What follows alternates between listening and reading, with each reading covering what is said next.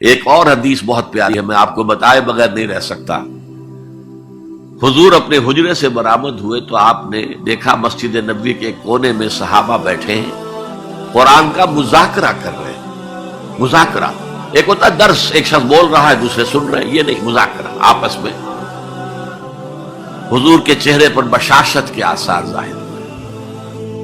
آپ چل کر آئے، آپ نے ایک سوال کیا عجیب، کہ آپ لوگ اس کی گواہی نہیں دیتے کہ اللہ کے سوا کوئی معبود نہیں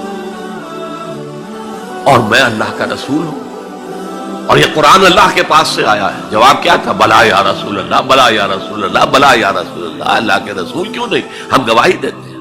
اب فرمایا جس کے لیے میں نے یہ حدیث سنائی، فاستبشروا، خوشیاں مناؤ، جیسے ہم نے دوسرا جو تھا سورہ یونس کی آیات، فبذالک فلیفرحوا، خوشیاں مناؤ، جشن مناؤ اس قرآن پر۔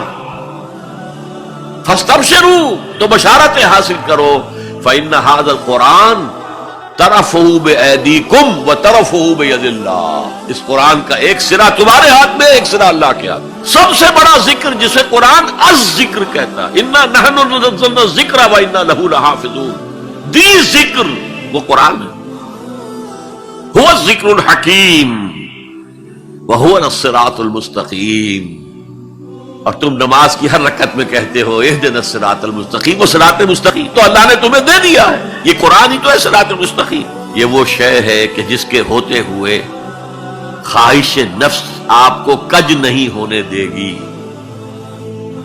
زیغ نہیں آئے گا اس کے ساتھ، اس کے ہوتے ہوئے کبھی کجی نہیں آئے گی تمہارے اندر، زبانیں التباس نہیں پیدا کر سکے گی۔ قرآن جو ہے اپنی حفاظت خود کرتا ہے، اس پر باطل حملہ آور ہو ہی نہیں سکتا، نہ سامنے سے نہ پیچھے سے۔ وَلَا يَشْبَعُ مِنْهُ الْعُلَمَاءُ، علماء اس قرآن سے کبھی سیری محسوس نہیں کریں گے، کبھی بھی یہ محسوس نہیں کریں گے کہ بس قرآن سے جو لینا تھا ہم نے لے لیا، اب کچھ نہیں رہا۔ پڑھتے رہیں گے، پڑھتے رہیں گے، پڑھتے رہیں گے، معلوم ہوگا ہر مرتبہ کوئی نئی چیز آ رہی ہے۔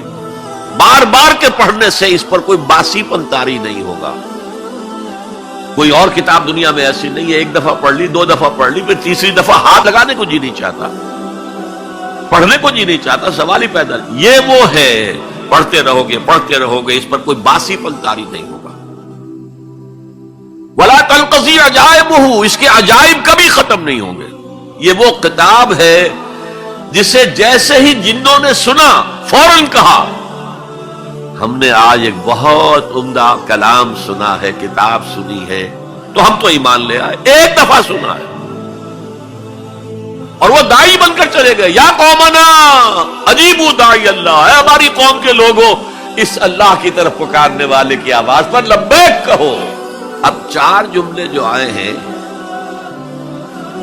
وہ اس حدیث کے اندر جو اہم ترین چیز ہے وہ ہے من قال بہ صدق، جس نے کوئی بات اس قرآن کی بنیاد پر کہی اس نے سچ کہا۔